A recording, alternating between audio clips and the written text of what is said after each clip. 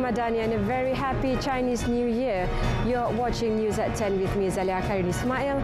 Our top stories for tonight. Chinese New Year hops in with celebrations nationwide.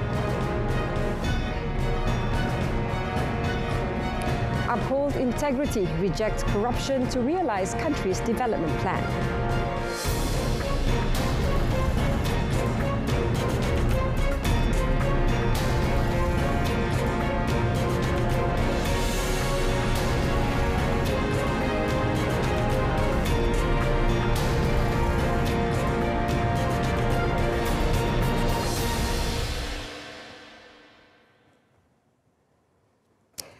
Malaysia's Chinese community ushered in the Lunar New Year with full of joy and excitement as they celebrated on a big scale across the country, finally ending 3 years of modest festivities in the shadow of the COVID-19 pandemic.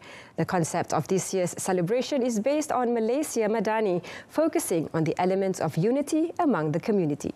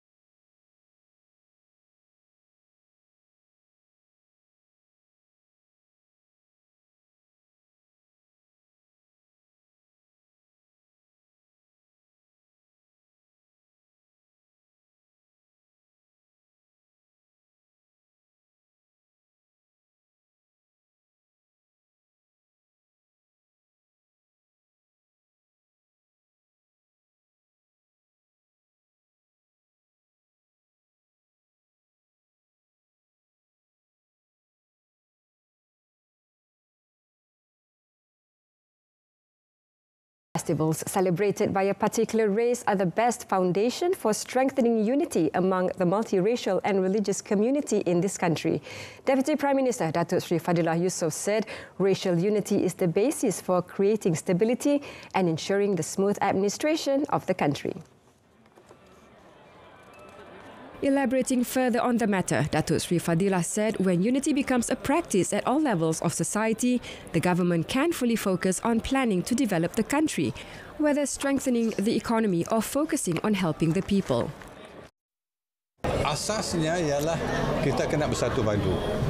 Bila kita bersatu, baru kita akan dapat memfokuskan pada perencanaan untuk membangunkan negara, sama ada dalam sudut ekonomi, membantu rakyat dan kurangkan berpolitik, lebih kuat bekerja.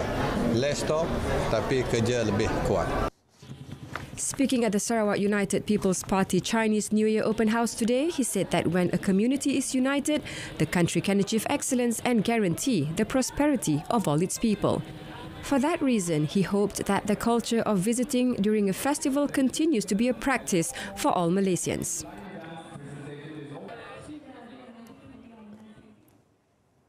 The Johor government today announced a contribution of 200,000 ringgit to the Johor Bahru Tionghoa Association to organise this year's Chingay Parade. Menteri Besar Dato' On Hafiz Ghazi hoped that the event would be organised on a grand scale this year after a 2-year hiatus due to the COVID-19 pandemic. Kita bantu tidak mengikut warna kulit. Kita tidak bantu dengan darjat ataupun keturunan. We are colorblind when it comes to helping the people of Johor. The Chingay parade was held last year, but as a closed-door event and held on a small scale, he said when speaking at a Chinese New Year open house hosted by the association at Wisma Tionghoa here today. Last year, the Chingay parade was allowed with strict adherence to physical distancing and wearing of face masks, as well as the involvement of not more than 100 participants. The 7.8-kilometre Chingay parade is a religious and cultural event of the Chinese community that has been held in Johor Bahru since 1870 and includes a procession of beautifully decorated floats. And still on the local front, the government will always ensure good governance by upholding the principle of integrity, especially rejecting corrupt practices to ensure that the country's development plan can be realised. Prime Minister Datuk Seri Anwar Ibrahim said all parties in the unity government had been given clear instructions on the matter. Kita bagi beberapa peraturan yang jelas. Kalau mau kuat, kalau mau rakyat sokong, pemimpin-pemimpin mesti tolak rasuah, salah guna kuasa. Kalau mau jadi pemimpin, kalau mau kaya, masuk berniaga. Kalau mau kaya, jadi businessman.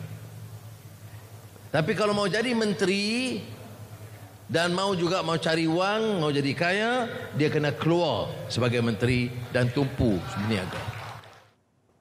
In that regard, the Premier said he introduced the Malaysia Madani as he's convinced that Malaysia's great potential can only be optimised if the principle of integrity is upheld and there are no corrupt practices, while leaders are not racing to accumulate wealth. Speaking at the Chinese New Year open house in Kuala Lumpur, Datuk Seri Anwar said he was firm on the matter and thus far all members of the cabinet understood the direction outlined and implemented good governance consistently.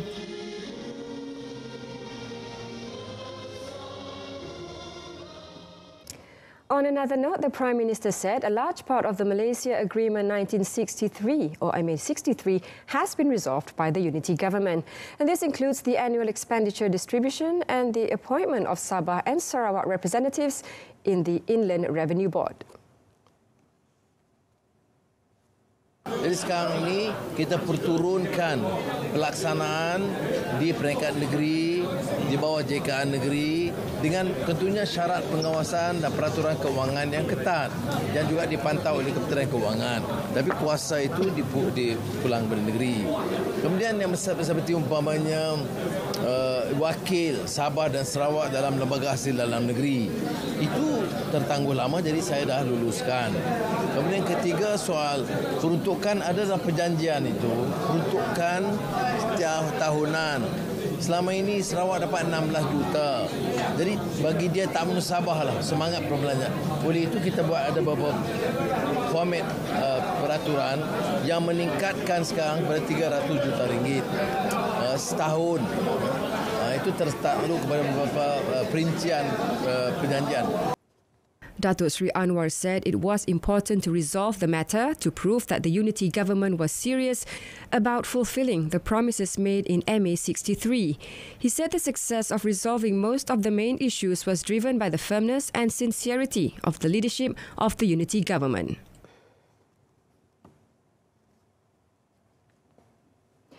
Deputy Prime Minister Datuk Seri Dr. Ahmad Zahid Hamidi advised ulama or religious scholars involved in politics not to change religious laws and fatwas according to their whims and fancies. He said the action could cause the public and the Muslim community to disrespect them. Jangan tukar fatwa lah.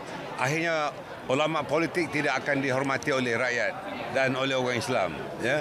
Ulama kena ada integriti sebagai ulama. Jangan tukar-tukar fatwa, okey? Datuk Seri Dr. Ahmad Zahid said this when asked to comment on the stance of past President Tan Sri Abdul Hadi Awang, who defended the giving of cash during election campaigns, saying that it was not against election rules as the money was distributed for charity. The statement by Tan Sri Abdul Hadi was in response to the action by Terengganu UMNO in filing petitions to contest the 15th general election result for the parliamentary seats of Marang, Kuala Terengganu and Kemaman on the grounds of corruption.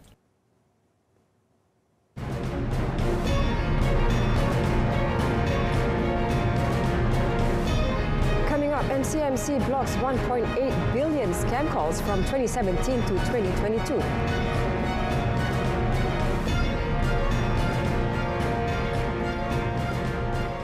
The Malaysian Communications and Multimedia Commission MCMC blocked 1.8 billion scam calls from 2017 to last year.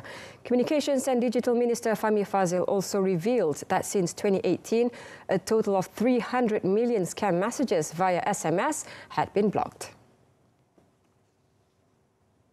Fahmi said he was informed about the matter during his meeting with the National Anti-Financial Crime Centre, together with MCMC and several other parties. The minister advised all members of the public to be careful during this festive season because there will definitely be those who wish to take advantage of the situation.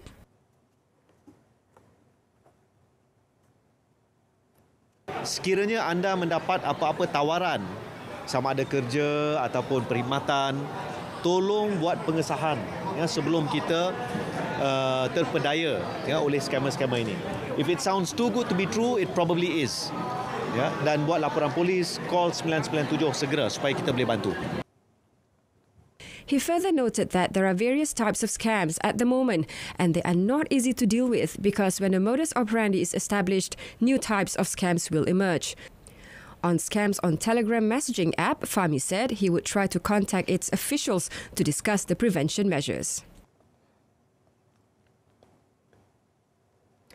The Federation of Malaysian Manufacturers FMM has welcomed the government's initiative to introduce the Foreign Worker Recruitment Relaxation Plan and Illegal Immigration Recalibration Plan 2.0 to meet the immediate labour needs of the economic sectors.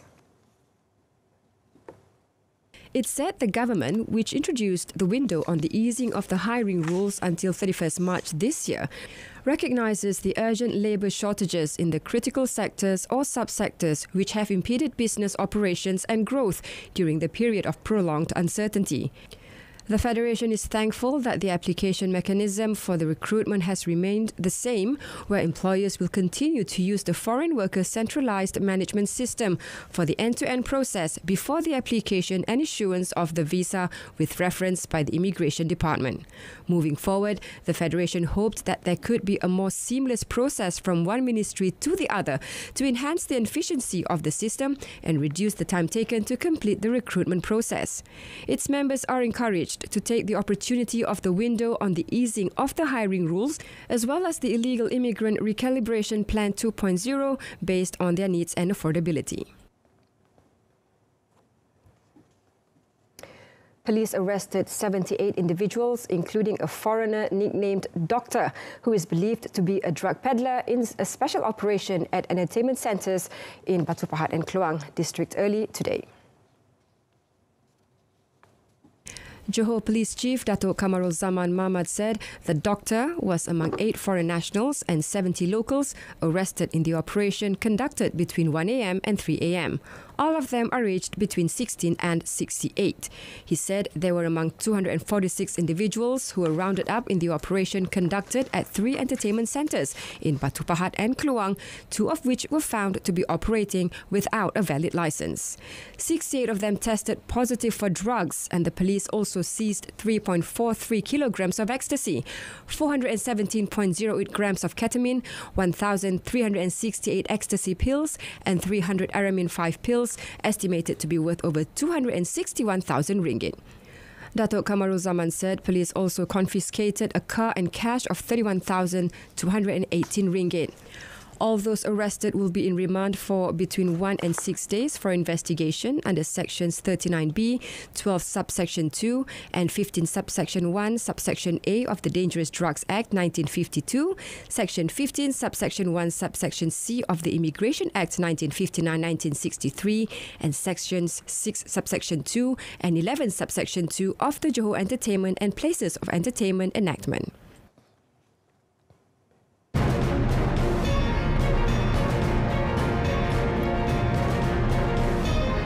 Coming up in our foreign segment, injured rushed to hospital after mass shooting in Los Angeles area.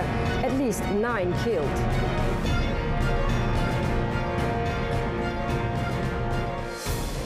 Malaysia strongly condemns the provocative action of Rasmus Paludan, leader of Denmark's far-right Stramkurs, for burning a copy of the Holy Quran in Stockholm, Sweden.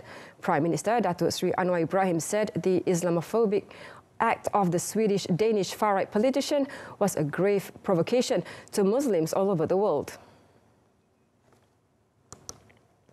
Datuk Sri Anwar urged the Swedish government to take urgent measures against the perpetrators of the act, as well as ensuring drastic steps in the future to address the alarming rise of Islamophobia in Sweden.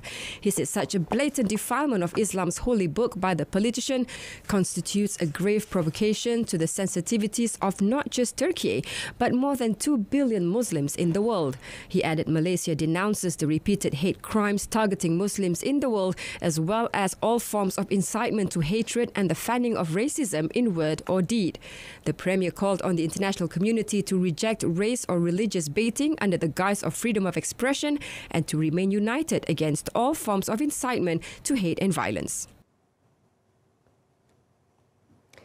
At least 9 people were killed in a mass shooting in the city of Monterey Park, California, late on Saturday, the Los Angeles County Sheriff's Department said. The department said the suspect was male, but it was not clear if he was still at large. The shooting took place after 10 p.m. around the location of a Chinese Lunar New Year celebration held in Monterey Park, US. Footage posted on social media showed injured people on stretchers being taken to ambulances by emergency staff. Around the scene of the shooting, reported to have been at a dance club, police guarded cordon-off streets, the video showed. Tens of thousands of people had attended the festival earlier in the day. The Los Angeles Times quoted the owner of a nearby restaurant as saying that people who sought shelter in his property told him there was a man with a machine gun in the area. Sung Won Choi told the newspaper that he believed the shooting took place at a dance club. Monterey Park is a city in Los Angeles County, around 11 kilometers from downtown Los Angeles.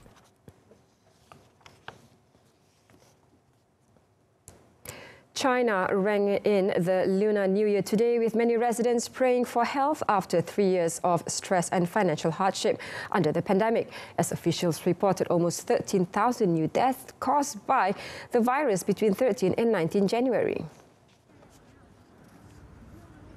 Queues stretched for about 1 kilometer or a half mile outside the iconic Lama Temple in Beijing, which had been repeatedly shut before COVID-19 restrictions ended in early December, with thousands of people waiting for their turn to pray for their loved ones.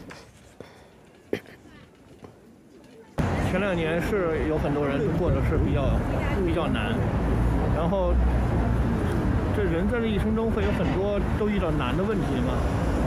然后难的问题去努力去克服，然后对未来去期许嘛，然后去希望有更好的未来，然后大家会有更好的生活嘛。 The 13,000 deaths in the past week added to the nearly 60,000 in the month or so before that. Chinese health experts said the wave of infections across the country had already peaked.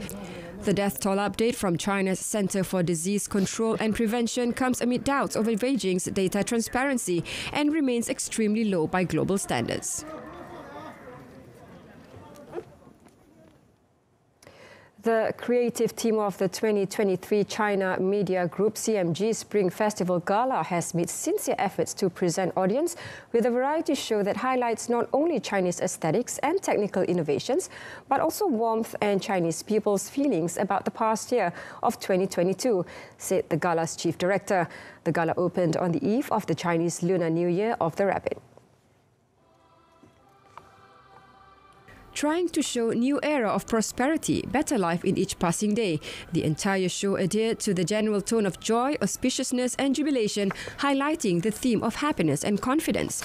Yu Lei, chief director of this year's gala, said the team had tried its best in the past few months in preparing for this New Year's Eve dinner for all Chinese people, striving to express the best wishes for the New Year in a vibrant, warm, caring and hopeful atmosphere. For the visual effect and colour tone of this year's gala, Yu said the team consulted experts from the Central Academy of Fine Arts and decided to draw inspirations from traditional Chinese colours. On the stage of this year's Spring Festival Gala, a cultural feast of traditional Chinese arts was presented to audience via a series of performances featuring the Nanyin music, acrobatics, martial arts, stilt walk and operas. Yu said the team also wanted to tell the stories of ordinary people in the past year through various theatrical forms, the heartwarming moments and memories shared by all Chinese people.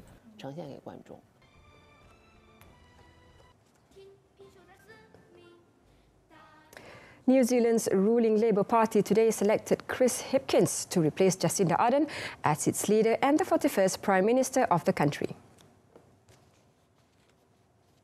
Hipkins, 44, was the only nomination for the job, and his confirmation in a party meeting on Sunday known as the Labour Caucus was largely a formality.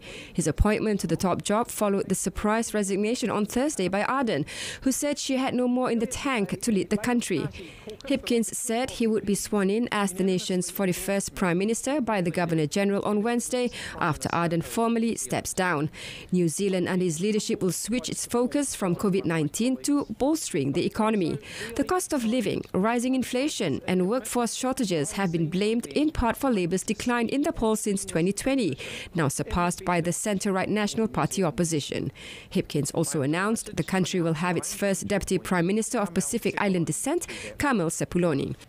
The 46-year-old Sepuloni entered Parliament in 2008 and has been the Minister for Social Development since 2017. About 8% of New Zealand's 5.1 million population identifies as Pacifica, a New Zealander of Pacific Island descent. Grant Robertson, Deputy Prime Minister under Ardern, is expected to remain as Finance Minister. Tongan and New Zealand European and represents...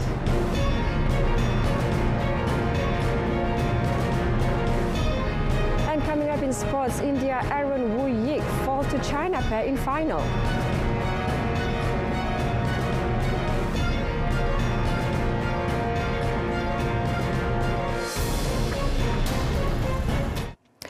Reigning world champions Aaron Chia saw Wu Yik got off to a great start but could not keep up the momentum en route to losing in the men's double finals of the India Open Badminton Championships in New Delhi today. The Malaysians succumbed 21-14, 19-21, 18-21 to China's Liang Wei-Keng and Wang Chang in a 63-minute tussle at the KD Jadvad Indoor Hall. While the Malaysians looked strong initially, the China pair played with a better pace to subdue them. Wu Yik admitted that although they gave their best, the China pair had the edge in terms of speed. The Malaysians said they won't let this setback bother them too much as they continue to focus on the events ahead and their preparations to qualify for next year's Olympic Games in Paris, France. The heartbreaking defeat also extended the Malaysian world number 3 pair's winless record against Wei Keng Wei Chang to 3 matches after they also came out second best in last year's French Open and Indonesian Masters. 1 game all. And on to tennis, world number 1 Iga Swiatek crashed out of the Australian Open with a 6-4, 6-4 defeat by Wimbledon champion Elena Rybakina on Rod Laver Arena. Kazakhstan's Rybakina advanced to the quarterfinals of the season's opening Grand Slam for the first time with an impressive display against the misfiring Pole. For her pre-match preparations, she fought back to level the scores by the 4th game, but Rybakina would break again, clinically punishing the Pole's second serve to take the opening set. Swiatek looked to have recovered after she rattled off 3 straight games at the start of the second set behind a more aggressive forehand, only for Rybakina to hold herself level with another break of serve. The Russia-born right-hander broke Swiatek again at 4-all in the second set before holding her. American Sebastian Korda, meanwhile, reached the quarterfinals of a Grand Slam for the first time after defeating Poland's Hubert Hurkacz 3-6, 6-3, 6-2, 1-6 and 7-6 at the Australian Open. France's Sébastien Ogier was heading for a record 9th Monte Carlo Rally win after taking a 16-second lead over Toyota teammate Kalle Rovanperä into today's final 4 stages. The 8-time world champion, now competing part-time, played it safe on the tricky mountain roads as reigning champion Rovanperä closed the gap from an overnight 36 seconds. Finnish driver Rovanperä piled on the pressure by winning 2 of the 3 morning stages, while Belgian Thierry Neuville in 3rd place for Hyundai and 32 seconds off the pace won 2 in the afternoon before Rovanperä won again. Elfyn Evans made it 3 Toyota Yaris drivers in the top 4. Ogier shares the record of 8 wins in Monte Carlo, the traditional season opener in the French Alps, with compatriot and 9 times world champion Sébastien Loeb, who is not competing this time.